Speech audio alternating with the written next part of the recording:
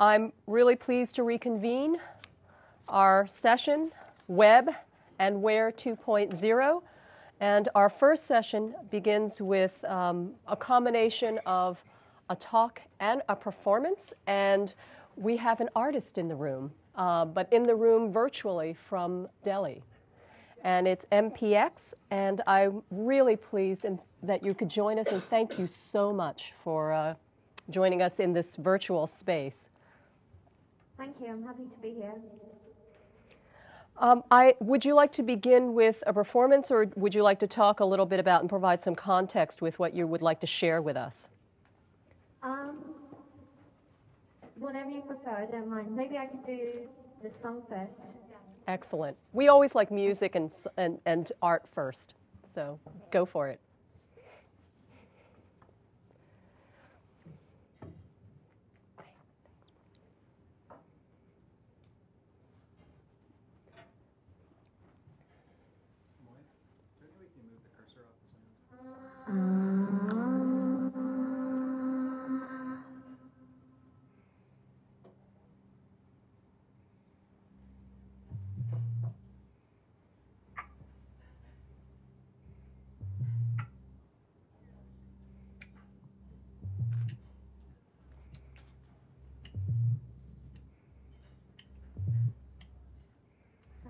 Sizing applies time stretch.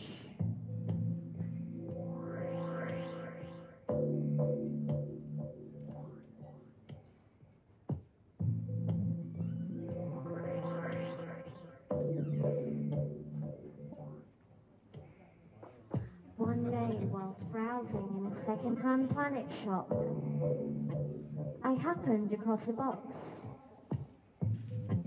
There on the clearance rack, nearly crushed by a stack of cheap, prefabricated moons.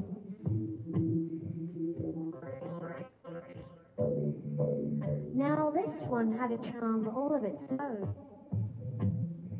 So impractical, so alone, so soon to be mine.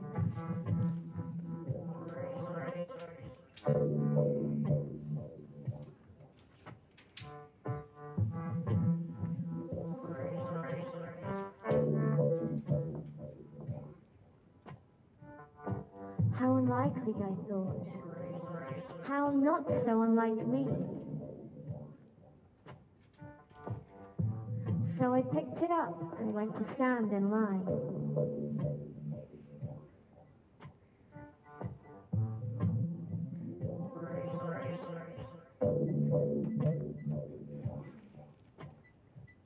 A nervous clerk in Birkenstocks attempted in vain to run a price check.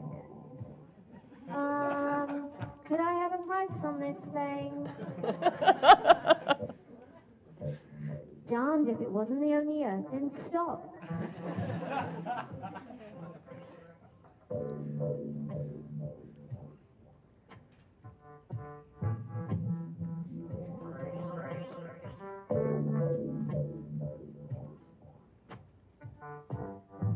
So I took it home, washed my hands, and got down to the nitty-gritty. The instruction booklet read, Earth, a kit. And this is how you make it.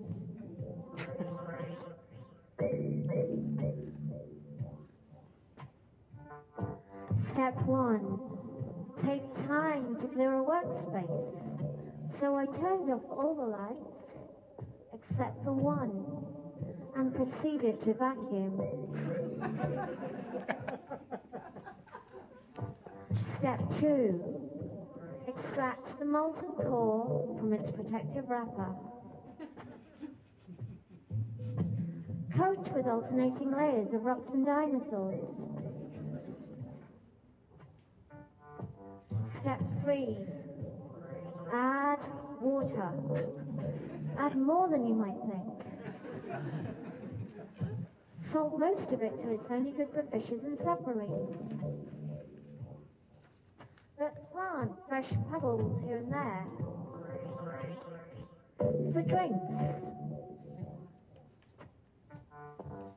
Step 4. Now, brace yourself. Here's where things get complicated. Grasp a fleshy mound of uninhabited land and firmly insert man. Species man.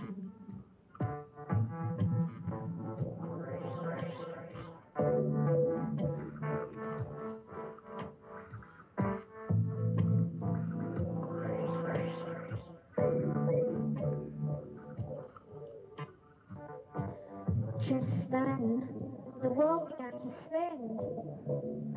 Or was it the room? It must have been the room.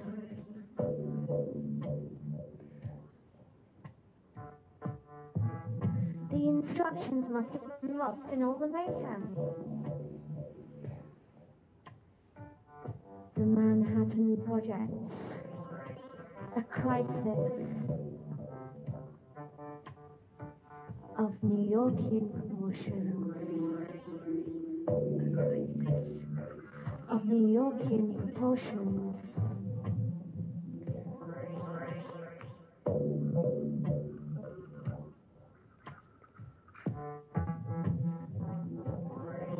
The only option is to reassemble.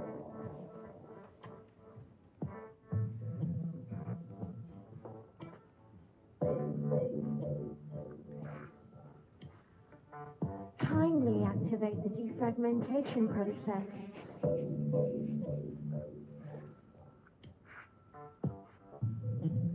Engage interference robustness.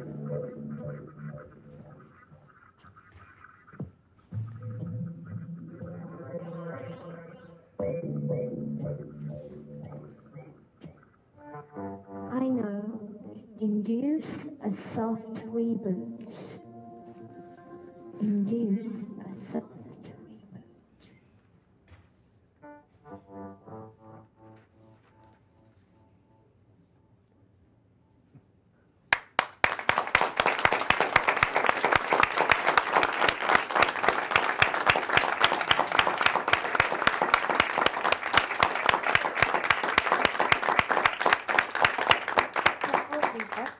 I'm sorry?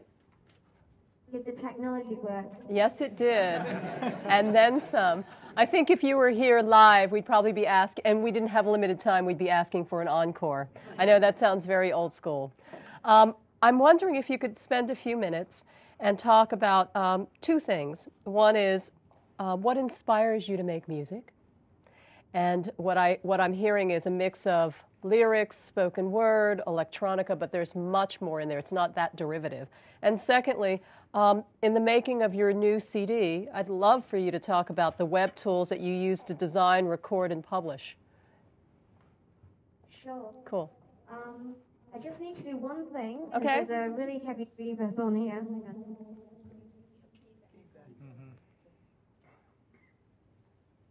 Hang on one second. Okay. Actually, is my voice okay or is it too echoey? It's a bit echoey.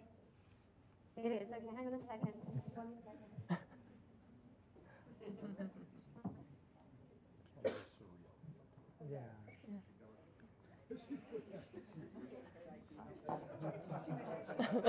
She's hiding him behind, yeah, in the other room there. She's calling her IT too. We're everywhere. IT is everywhere. No, I can hear myself there. Yeah, yeah.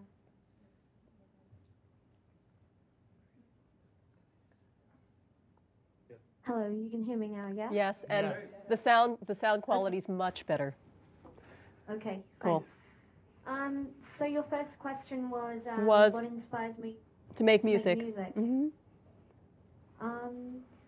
Well, I think I'm basically a storyteller. You know, I tell my own stories to get my message across because I think anything that you lived personally is more likely to hit home with someone else, I think. So yeah, I use other media to tell my stories. I've designed some websites and made videos out of photos and designed some things. But music, personally speaking, I'd say it's just an excellent medium for me to play with, and a way for me to connect my own psychological and historical dots. And also, I think very few people are ambivalent about music, so it's a great way to infiltrate minds, and if your intent is to spread a positive message or inspire. Also, if your intent is the opposite too, I think. So yeah, my first album, Alice in Stevie Wonderland, and the second one that I'm working on now are actually concept albums, and they tell the story of my two alter egos, usually kind of concurrently, usually at the same time, yeah. So yeah, that's me and music in a nutshell. It's just another way for me to tell a story, but probably one of my preferred ways. And before we go into talking about web tools and its importance, or the web is its importance or role within your music making, whether it's creation or dissemination, I'm curious, could you talk a little bit about your two alter egos, because I'm just interested? Okay. Well, my alien alter ego is Micropixie, you know, and it's under her name that I make my music and other various things, and yeah, she's an alien, and I guess I've always felt like an alien because I've never really felt at home anywhere, but also I think, you know, that's a blessing too, because I think it means you can go anywhere and feel kind of at home.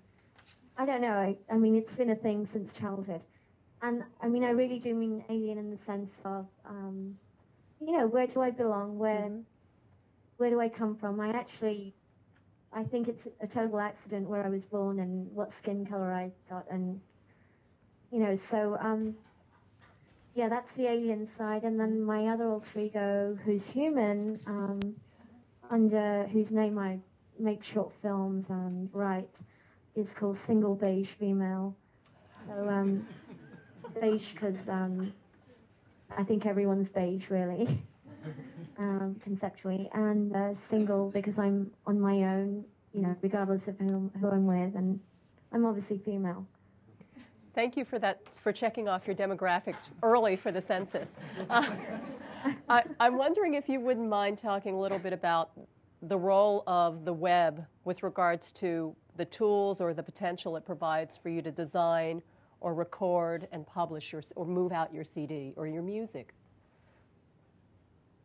Yeah, I use my computer and the web a lot.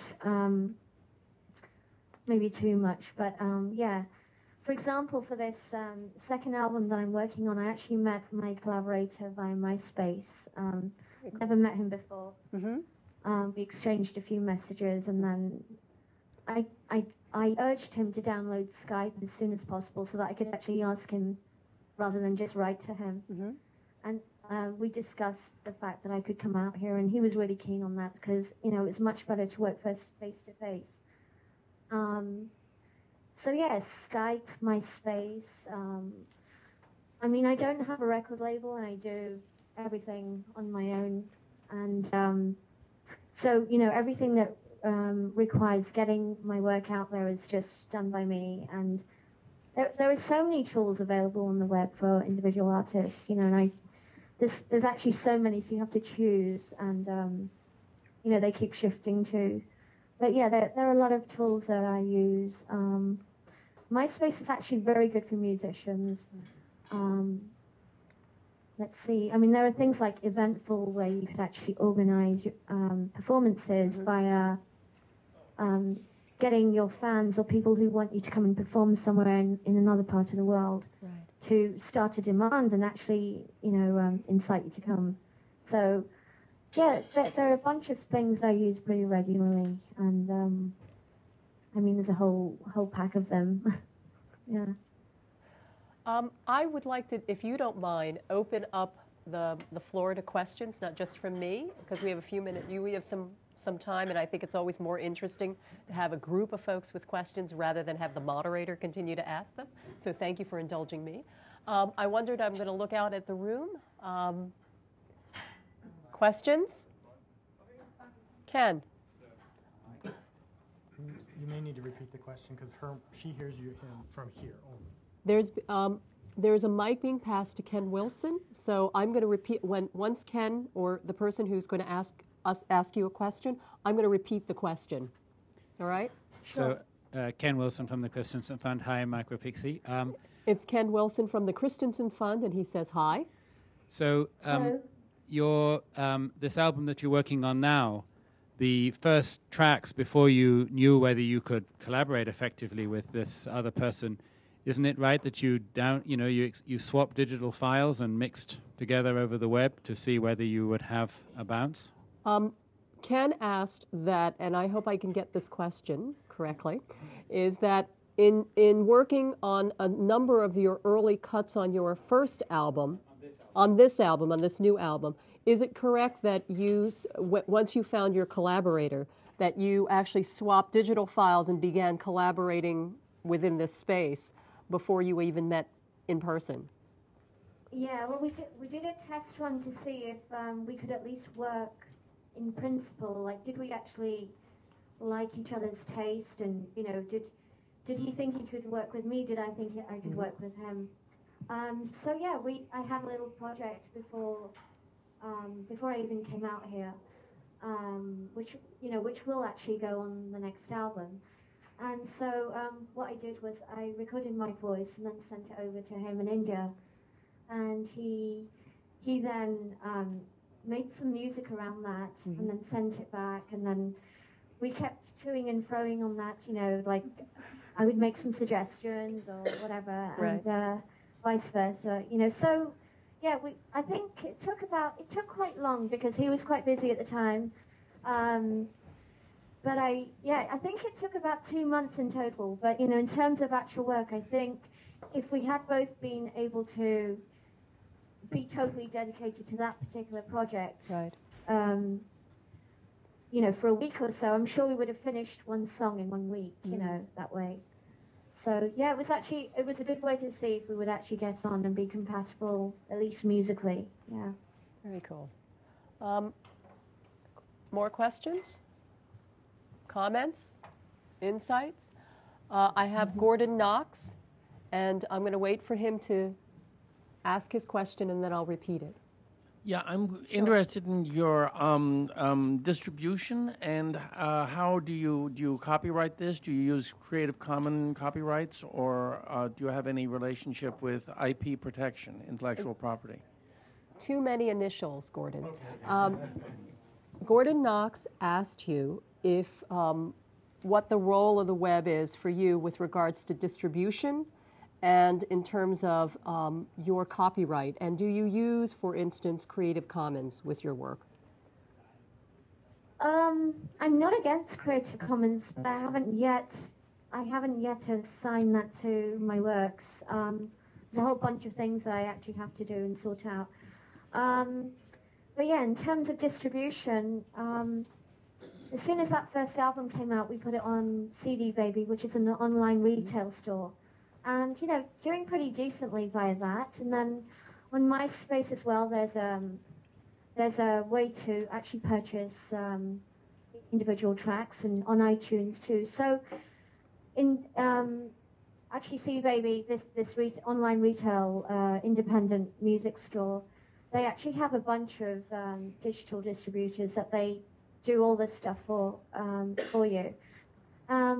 I think I could probably get myself out there a bit more, but so it's always a bit of a toss-up between creating stuff or trying to, promote and distribute. So, I'm either doing one or the other.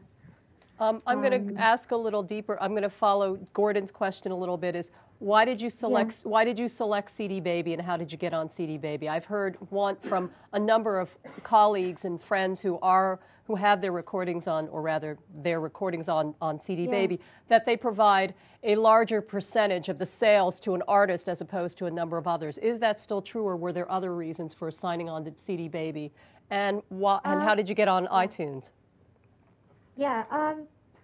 So in fact, when it came to finding like an online way to sell the album, A few other musician friends of mine had already used CD Baby, so there was a bit of a buzz about that, and I just liked their ethos. And I mean, more than anything, I mean, they were, of course, I think giving the artist a decent cut. They only take $4 per CD, right? Which is pretty good, I think, you know. But the main thing about them was that it was just so simple to use, very cheap to set up, like $35 to set up, and very simple, straightforward, and you know they're constantly making improvements. So, and also, yeah, how I got onto iTunes was via them, because they do all that automatically. Great. So there were a bunch of advantages to doing that with them. Yes. Cool. Yeah. I'm looking at the time, and I'm just looking around the room to see if there might be one other question. No, I know we probably would like to hear more music, but we're time constrained. But I wondered if there's anything else you would like to share with us, with a bunch of folks that are involved in digital media and from various different perspectives, and a lot of grant makers in the room. What would you?